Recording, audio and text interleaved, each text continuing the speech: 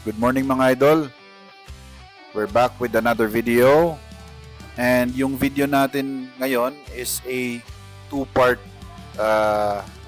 Magiging isang video lang siya. But yung point of this video is since ginagawa natin yung damage test, ngayon, let's do this sa real talaga na boss, which is yung tatlong world boss. Dito kasi sa game, yung tatlong world boss lang na to, yung naglalabas ng damage output natin, di ba? So, yung gamit ko na class is Venom. Yung cape na gagamitin ko is defense penetration pala. Unahin ko si defense penetration. Defense penetration. And then, yung mount na gagamitin natin ay CUT Pro, which is let's start with the critical. Si Pledge na mount. Si Pledge.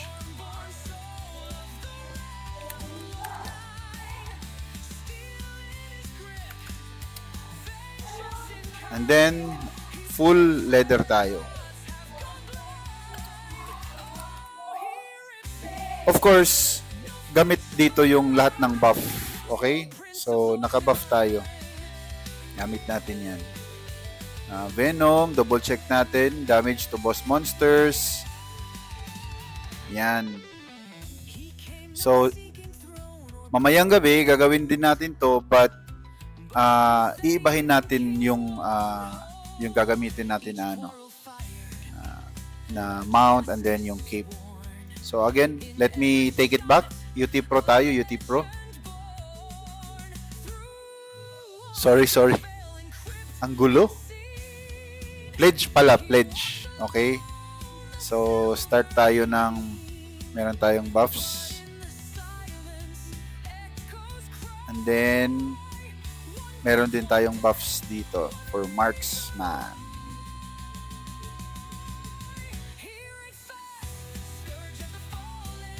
Hindi na natin to gagamitin kasi magiging inconsistent pag naubos to eh. Yeah. Sige, gamitin natin. So, with snowflake yun So, check na.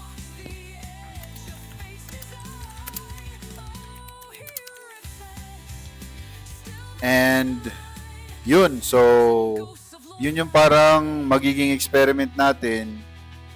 And check natin kung sino yung pinakamataas yung damage na output. Yung first basta yung current setup natin, Venom class, defense penetration na cape. Yan. Tapos, critical na mount, full leather with snowflake buff. Hindi pala ako pumunta sa clan, anong tawag dun? Sa clan base para kumuha ng additional buff. Kasi merong buff dun eh. Alright, tignan natin kung ilan yung damage na makukuha natin. We'll see.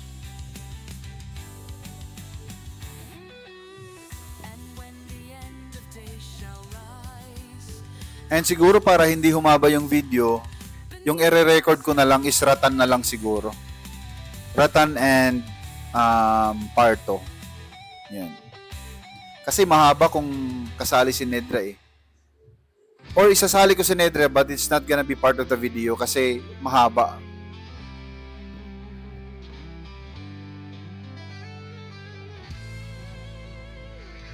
Sarap tignan. Sabay-sabay sunod-sunod yung critical.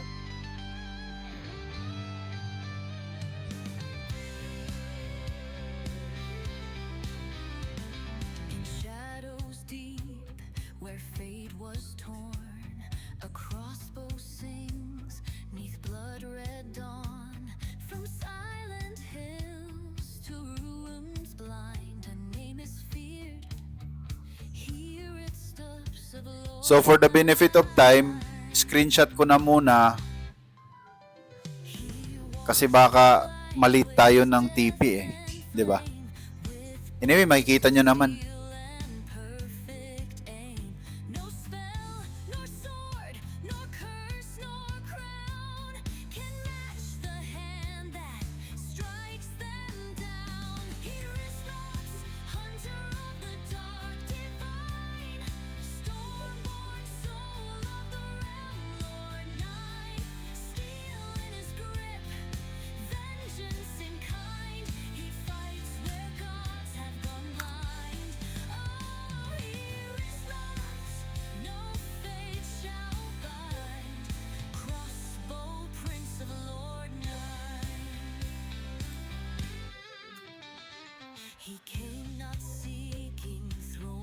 I think naka 1.9 tayo dun.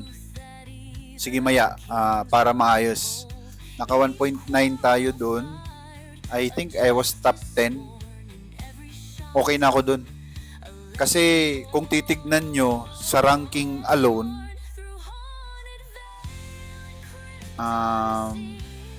ang layo ko, 84 lang yung ano ko eh.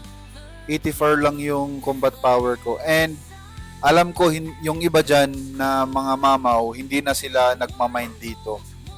But ako, nagmamind talaga ako. I'm very particular about this kasi ang sarap ng dalawang loot, di ba?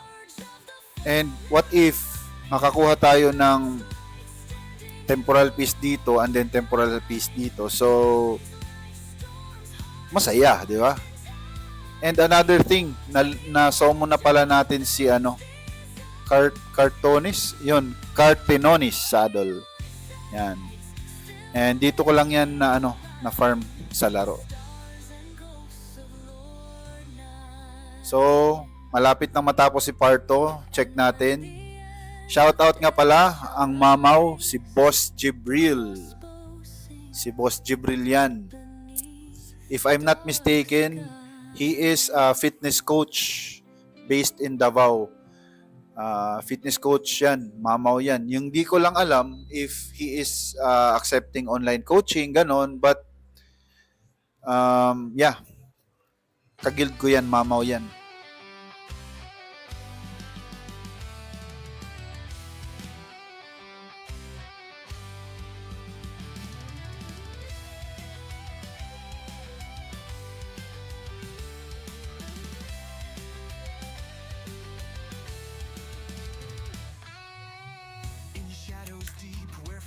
Yun, 2.4 tayo. Top 11.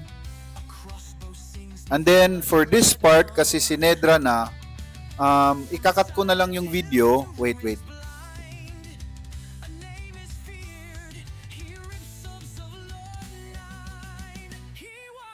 Ikakat ko na lang yung video dito, tapos babalik ko yung video kung malapit nang ma-dead si Nedra. To save time, di ba? Kasi sayang eh. Sayang yung oras. I also position myself yung malayo sa kasi nako, pag na-deads ka dyan, wala na. Di ba? Anyway, I'll cut the video and I will get back to you na lang, okay? Okay. Malapit nang matapos si Nedra. And I'm excited kung ilan yung damage output ko. I'm not talking about the rank ha. I just say na ako top 11, ganon. But mas specific ako sa damage ko talaga, okay? Mas importante sa akin kung ilan talaga yung damage na naiambag ko. Kasi yun yung real world test kung sino ba talaga yung pwede or mas effective nating gamitin. Depth penetration ba? Endurance ignore ba? And we're gonna mix and match. Kasi again, like I said, yung sa data, hindi siya fixed. Walang number na ibinigay. Like for example, yung endurance decreases the damage by a set amount. Ganun lang eh. Okay, so eto. Wow! I'm happy with this result. Nakakuha tayo ng pang 13 and 3.6 yung M. 3.6 M yung naiambag natin na damage. Yun. And one of the reason kung bakit ako dito, kung bakit mas mahalaga to sa akin kasi yun nga gusto ko na dalawa yung chest ko dito. Si Boss Jibril. Eto ngayon, kung hindi ako pabilang sa top, wala, lang ako dito. Tatlo lang yung ko. Ngayon, nasa top ako, so 6 yung na-receive ko. Alright? Good evening mga idol. It is 7:57 in the evening. Mag-world boss na. So to continue our first damage output test, ngayon I'll be using still with the Venom class. The cape that I'll be using is Endurance Ignore, and then full leather, and then the mount is Pledge, and I'm also gonna use the Snowflake buff,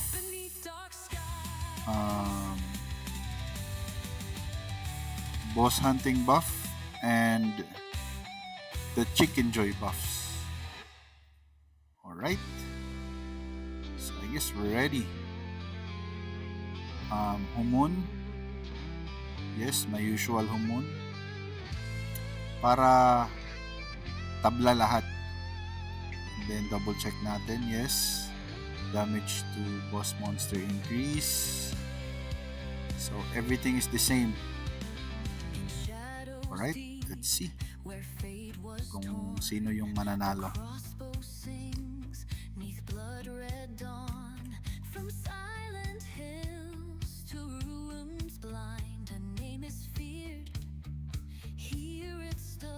So basically, yung change ko lang dito, yung cape pa lang. Kasi ayoko munang galawin yung mount. Cape lang muna. So same pa din yung gagawin ko. Screenshot ko lang and then move over na tayo kay Parto. So we're not gonna waste time.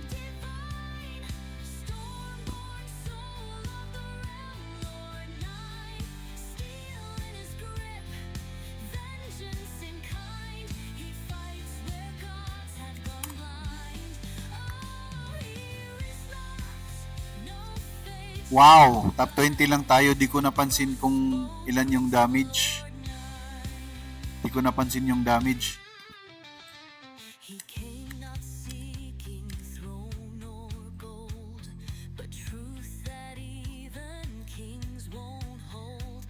Siguro marami yung mga mamaw na sumali. Grabe, no? Is it safe to say na yung Endurance Ignore inferior compared sa defense penetration? Pero bakit part ng Annihilation, ito talaga siya, showcase range Endurance Ignore, tapos hindi man lang pala ganun ka-importante, diba? Yun yung problem ko sa larong to, kasi hindi sila nagbibigay ng fixed na value. For example, cancels out the target's defense by the set amount. So, does that mean yung armor niya, for example, yung armor niya or yung defense niya ay 1-3, 1-3-30, mababawasan ng 4-3-2? Ganun ba yun? How about the endurance? Kasi mas mababa yung value ng endurance eh. Let's go.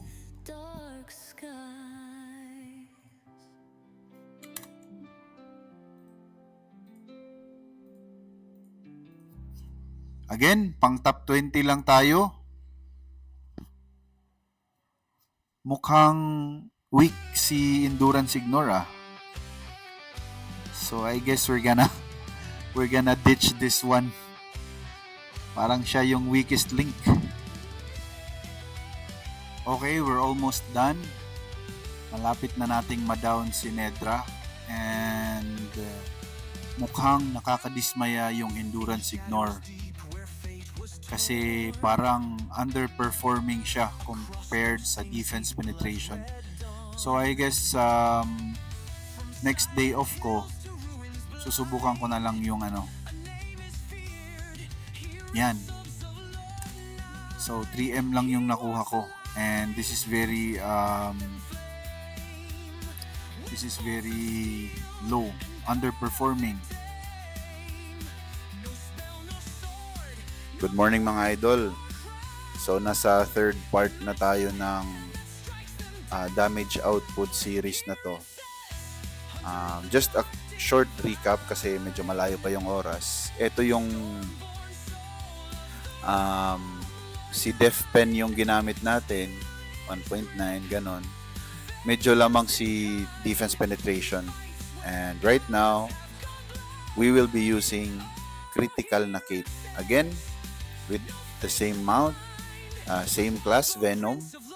Naka full leather. Pero yung cape ngayon is critical, yung gagamitin natin. And then with the snowflake buff, ito, before to maubos.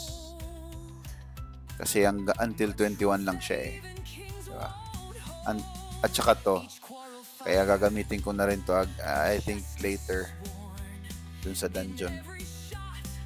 Alright, I'll see you later. Okay, so mga double check na lang. Naka-quick heal na. And then, full leather, critical cape. And then the mount is ledge. Naka-buff na din. So, we'll see. I'm actually excited kasi there's no way of knowing talaga kung sino talaga yung superior rather than just trying it out na lang talaga sa boss. Alright, eto na. Parang konti lang yung mga kuya na nag-world boss ngayon ah.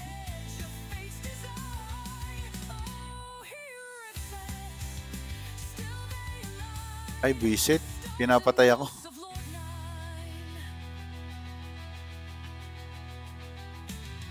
Nauna pang matapos yung world boss dun sa kabila. Ano ba yan?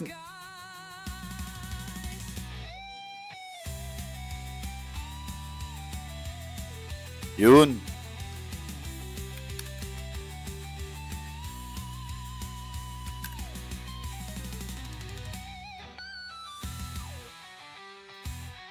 Parang mas mataas yung nakuha ko ah.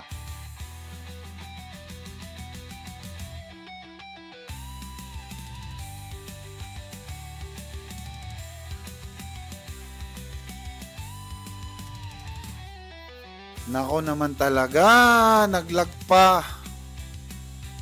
Nang tipaklong talaga. Oh.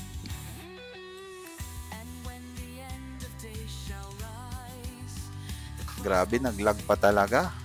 Grabe. Kung kailan tayo nagte-test. Anyway. Sorry kasi nilalaro ko din yung ano ko. Yung alt. Sayang din kasi.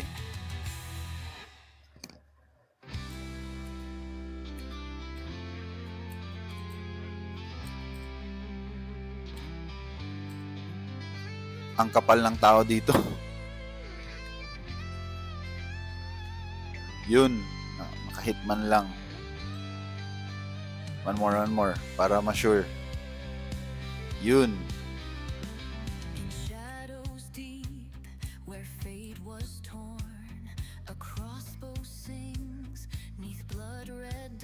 Grabe ang lag.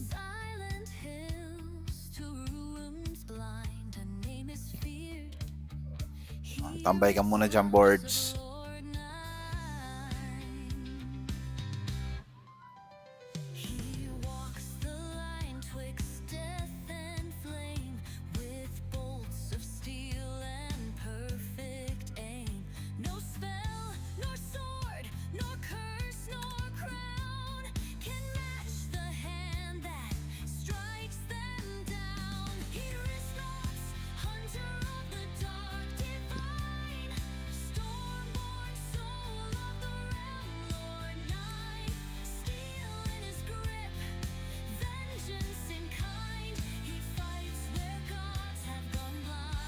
Mukhang mataas yung nakuha natin ah.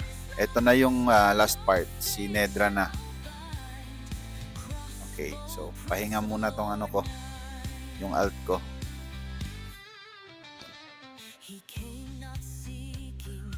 Parang konti lang yung taong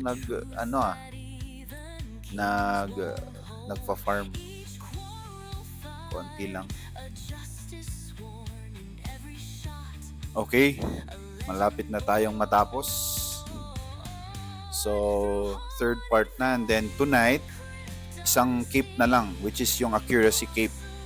And then we're gonna have a conclusion based on my items. Again, there's a limitation kasi naka-base lang to sa item ko and then sa mastery level ko. Alright? So, check natin.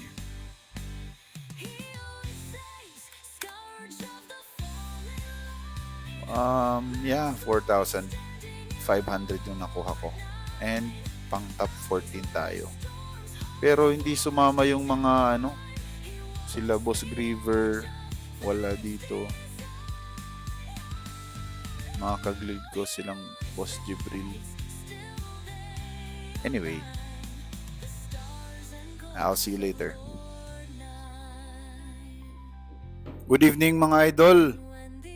We're back and nasa last part na tayo, which is yung cape na gagamitin natin ay si accuracy na. Okay? Accuracy cape. Full leather with asa na si accuracy cape? Yan. Accuracy cape ng gagamitin natin.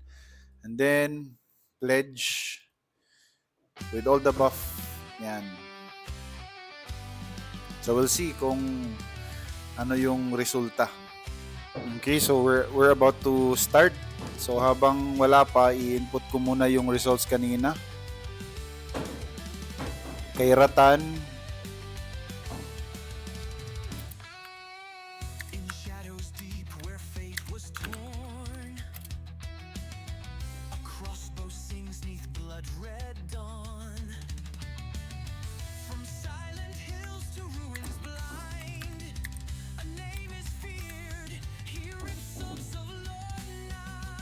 I'll just make sure na umatak. Kasi minsan kasi hindi umatak eh. Yun, sabi na eh. Sabi na eh. Yan. So ito na ngayon. Accuracy na lang.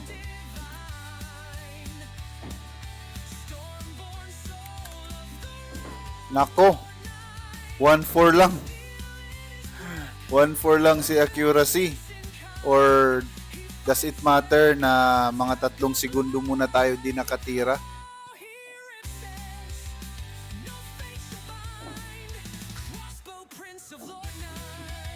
Di ko alam kung factor yun na hindi tayo nakatira kanina ng mga ilang segundo, but mababa yung score ko using accuracy cape.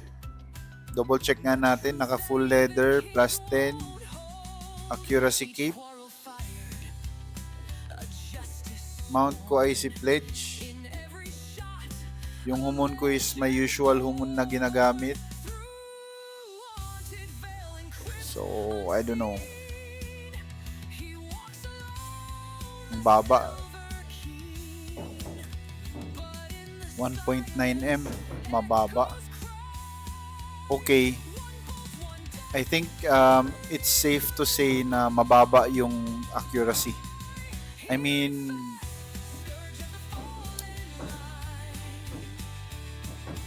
kasi I think parang enough na yung accuracy ko, so I don't need.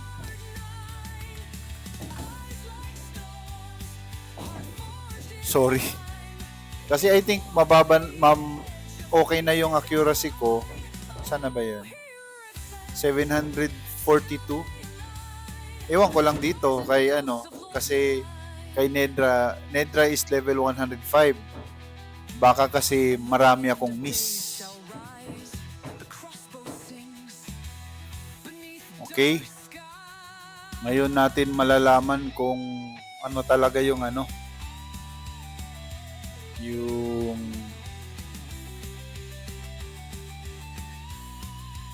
pinaka magandang cape for me. Yan na.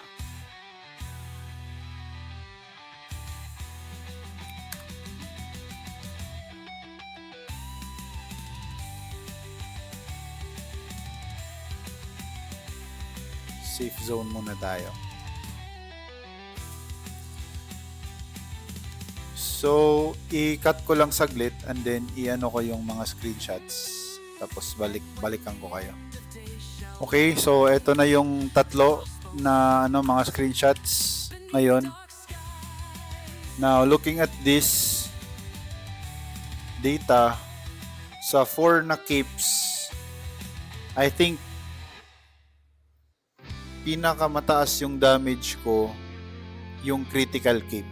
Okay, yung critical cape. So, nagwagi yung critical cape. Hahaba ito kung papalitan ko ng defense penetration amount. But first of all, wala akong defense penetration amount. So, wala tayong magagawa doon, di ba? But yeah, I guess we have a clear winner. It's the critical cape. All right? I hope you enjoyed this video. I hope you learned something. Good evening sa ating lahat. Pete Senior nga pala, Pete Senior. Keep grinding.